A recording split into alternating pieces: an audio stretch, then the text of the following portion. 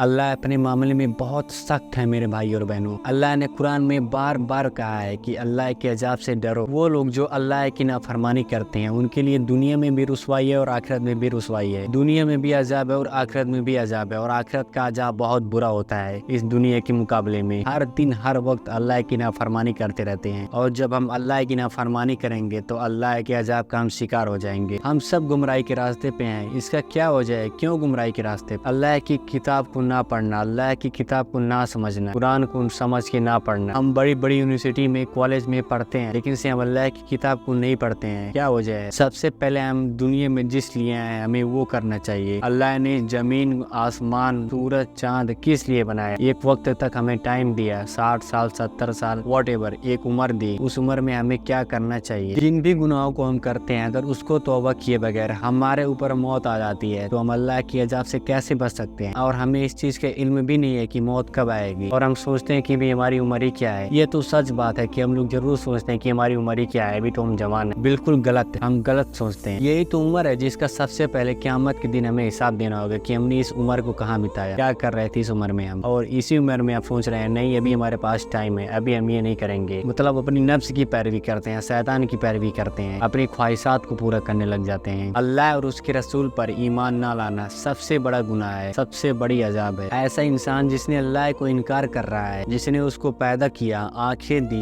کان دی، زبان دی، گھر دیا، مکان دیا، کھانا دیا، ہم اللہ کی نہ ہونے کا انکار کر دیتے ہیں۔ نماز نہیں پڑھتے ہیں، اللہ کی بات کو نہیں مانتے ہیں، نہیں فالو کرتے ہیں، انکاری تو ہے نا۔ ایسے انسان کے لیے اللہ کے یہاں کوئی انعام نہیں ہوگا، بلکہ اس کے کرم کی وجہ سے، اس کے کام کی وجہ سے اس کے اوپر عذاب آئے گا۔ جو بھی ہمارے اوپر مصیبت آتی رہتی ہیں وہ ہمارے خود کا کرم ہوتا ہے، وہ ہمارے خود کا کیا دھرا ہوتا ہے۔ اس پورے دنیا میں قرآن ایک ایسا کتاب ہے جس میں عذاب کے بارے میں اور ہر چیز کے بارے میں کھول کھول کر بتا دیا گیا ہے، تاکہ اس کے پڑھنے والے کو اور سننے والے کو سمجھنے میں کوئی پرابلم نہ ہو۔ اور یہی علم سارے نبیوں کو دی گئی تھی، لیکن ان کے ماننے والوں نے تبدیلی کر دی، بدل کر دی۔ اس میں تو انسان ماہر ہے بدلنے میں کہ اللہ کے باتوں کو مٹا دیا جائے، پر قرآن کو کیسے ہٹا سکتے ہیں؟ جس کو ہٹا سکتے ہیں اس کو تو ہٹا ہی دیا، جن چیزوں کو ہٹا سکتے تھے۔ اب توریت، انجیل، زبور کو ہی دیکھ لیں، اللہ ایک ہی کتاب ہے، اس پہ ایمان رکھنا ہماری ایمان کی ایک حصہ ہے، لیکن اس پہ عمل نہیں کر سکتے ہیں کیونکہ اس میں ہیرا پھیری ہو گئی، اس کو بدل دیا گیا ہے، اس میں تبدیلی آ چکی ہے۔ دو طرح کے لوگ ہوتے ہیں اس دنیا میں جن پر عذاب آتی ہے، اور یہی وہ لوگ ہیں جو آخرت کے عذاب سے بچ نہیں سکتے ہیں، جو اس دنیا کے مقابلے میں بہت بہت بہت عجیب ہے، بہت کٹھن ہے۔ جو ہمارے بھائی ہوتے ہیں، جو مسلم ہوتے ہیں، جو اللہ اور اس کے رسول پر ایمان تو لاتے ہیں لیکن سے ان کی ایک بات نہیں مانتے ہیں، مطلب ان کے کسی بھی چیز کو فالو نہیں کرتے ہیں، نفس کی پیروی، شیطان کی پیروی، جو دوسرے کی دھن کو مارتا ہے، جو دوسرے کی زمین کو اڑاتا ہے، جس نے ناحق کسی پہ ظلم کیا، اگر اس نے بنا معافی مانگے اس دنیا سے چلا گیا تو قیامت کے دن اس کے لیے دردناک عذاب ہوگا۔ اس سے پہلے کہ لیٹ ہو جائے،